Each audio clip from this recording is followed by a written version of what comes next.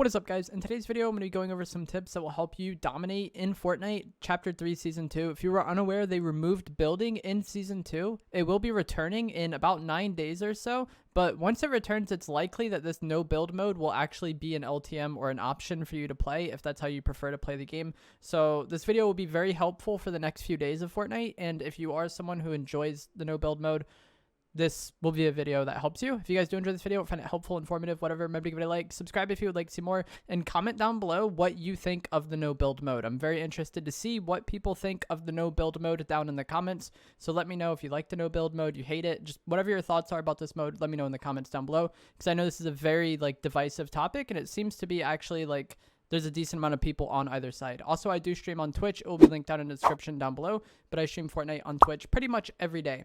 So the most important thing, or the first thing we're going to start off with to do well in the no build playlist, is going to be what weapons you use or what you carry in your inventory, because it is actually going to be very different from what you typically want to carry in Fortnite. And that's going to be that I don't carry a shotgun most of the time in this mode. I use a shotgun for early game. It works very well in early game because most of your fights are going to be around buildings. But other than that, I haven't been carrying a shotgun at all.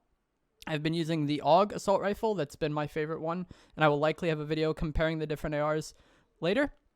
But the AUG has been my favorite, and then I also use the combat SMG. Once again, I'll maybe have a video in the future comparing the combat sub to the Stinger sub, but I think the combat SMG is much better if you can control the recoil. It might take you a little bit to get used to, but I think it has a really easy recoil pattern to control. It's mostly just vertical. You got to pull down slightly, and you will be frying people, and that's all you need. I do not think you need a shotgun for this mode. You can use one if you want, but a lot of your fights are going to be more mid to long range, and the reason why shotguns have dominated Fortnite for so long is because building allowed you to close the gap on your opponents and make every fight a box fight or just some sort of build fight.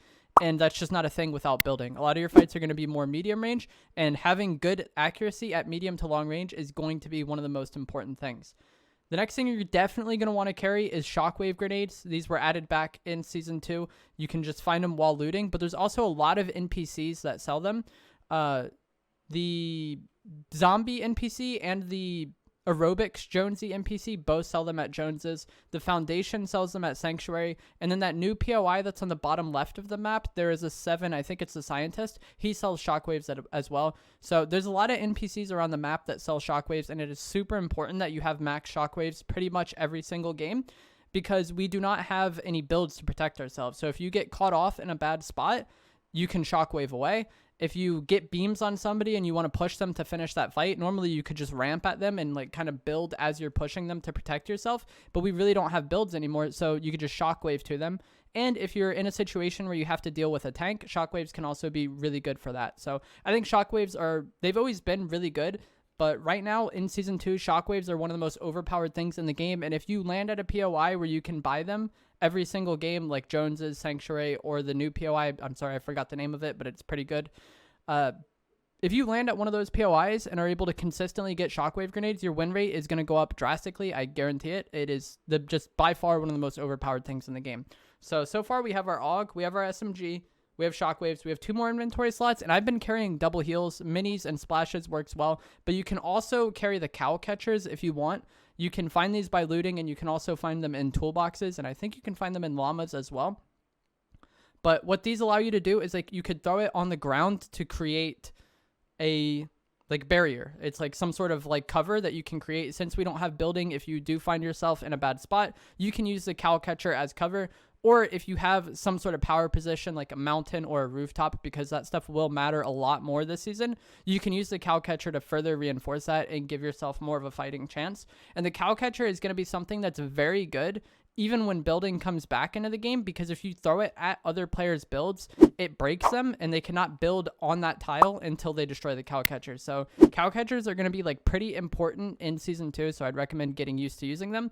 And that's what I would recommend carrying. Either AUG SMG, double heals and shockwaves, or AUG SMG, cow catcher, shockwaves, and heals. Or maybe just have somebody on your team at least carrying cow catchers. And if you are playing a team game mode, which probably a lot of you are, not a lot of people enjoy playing solos, it's very important, I think, that you focus down one opponent. If you're playing duos, and you have you and your teammate both shooting the same person and team shotting that person, that fight is going to be so much easier for you because you're going to get a pick and then you can play it accordingly. Getting numbers like that has always been important in Fortnite, but I think especially now, since a lot of fights just become mid-range like bloom fights, if you focus the same person, not only do you get rid of somebody like very quickly, but you basically cut the enemy team's firepower in half. If you're playing duos and you knock one guy, now there's only one person shooting at you. So, and if you're playing squads, you cut down a quarter, trios a third, whatever. You know what I'm saying? Like, focus down and team shot whenever you can. That way the enemies have less potential to do damage to you, because a lot of these fights are just going to be you trading damage. And once you get a pick, it's really easy to like force that into like you just collapsing on the other guy and getting the kill really easily, especially with your shockwave. So team shot whenever you can, call out which skin you're targeting, and just focus on doing that with your teammates. If you don't know the names of skins, it's probably worth learning them, because no builds, just getting a pick and knocking one guy right away out of the fight will be a ridiculous advantage for you, I promise. And that goes into our next tip. Try not to start a fight unless you're going to get a pick, because a lot of these fights are going to go much longer than they have in the past since we don't have builds. And your potential to get third-partied is way more problematic, because you can't necessarily protect yourself with builds like how you could before. So if you're fighting, you want to like not be fighting as soon as possible. You need to end fights quickly, and the easiest way to do that is to get a pick as soon as the fight starts. So try to like count down, or maybe like target somebody if they don't see you yet, and like team shot them off the rip. But try not to take shots unless you know that you're going to get a kill. I've seen a lot of people shooting at people like 80 or 90 meters away, where they're really not going to get a kill and they're not going to be able to do anything with that. And in the past in Fortnite, that wasn't that big of a deal, because you could just build and protect yourself at any time. So it really didn't matter.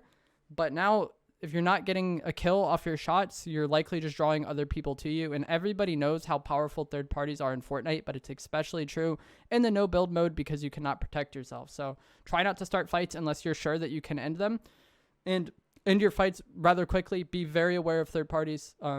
You also need to be really aware of cover, since there's no building. I feel like this is self-explanatory, but like, yeah, whenever you're walking around or traveling, try to be near cover as much as you can. I played Warzone a lot in the past, and that's something that's really important in that game, is just kind of knowing where the nearest piece of cover is to you at all times. And with the new mobility options they've added with like the new sprint ability, if you know where your nearest piece of cover is and you get in a fight, you can just tack sprint right to that piece of cover and make yourself really hard to hit as you get to it. Also, the mantling can be really helpful. I feel like it goes without saying to like use the new mobility options, but off spawn, you could be so slippery inside buildings or like getting on rooftops with the mobility, or even if there's a building in the mid to late game, getting on the roof or jumping on the building can like really throw your opponents off. And oftentimes sitting on a rooftop gives you like a really good head glitch. So use the vaulting whenever you can, and use the super sprint whenever you're in a fight. I do not see enough people taking advantage of that in game, where I just fry them. I feel like a lot of people just aren't accustomed to using it yet, but you want to get as used to using those two things as possible, because it's going to give you the edge in a fight. If you know how to use the new mobility items or new mobility options that we have with our character and other people don't, that's going to be an advantage for you. When it comes to fighting tanks in the game, I think that's like one of the biggest problems right now, is a lot of people have to adapt to no building and how to fight around no building. And a lot of people have to adapt to tanks. Those are like the two biggest things.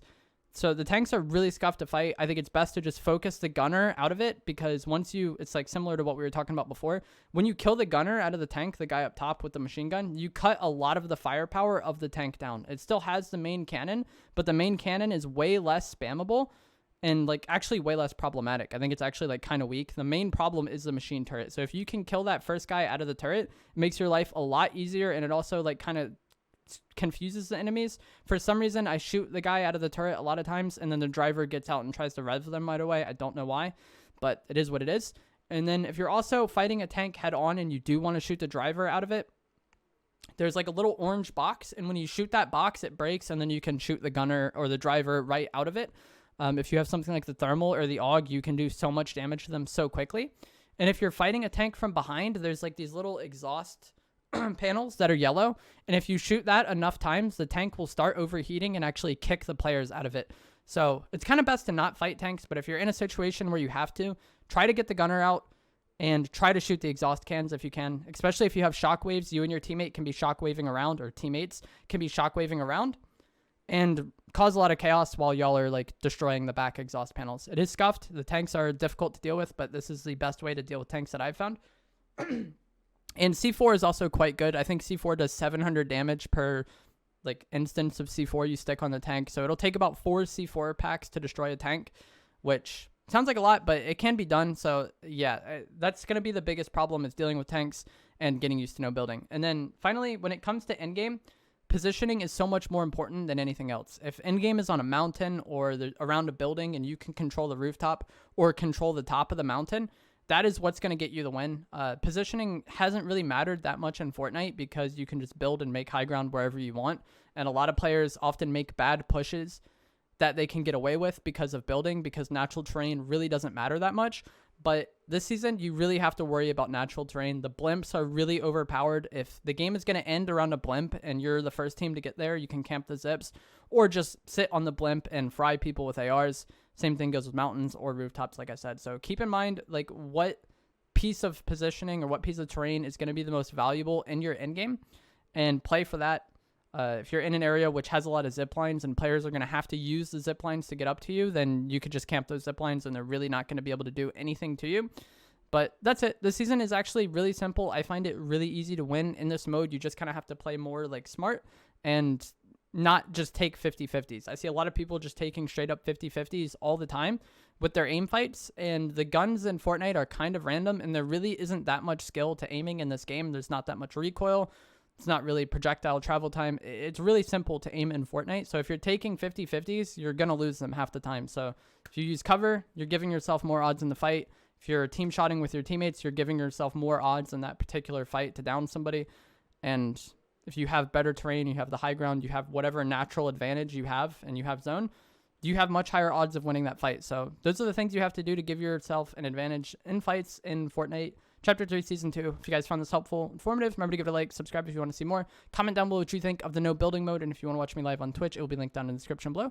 Thanks for watching.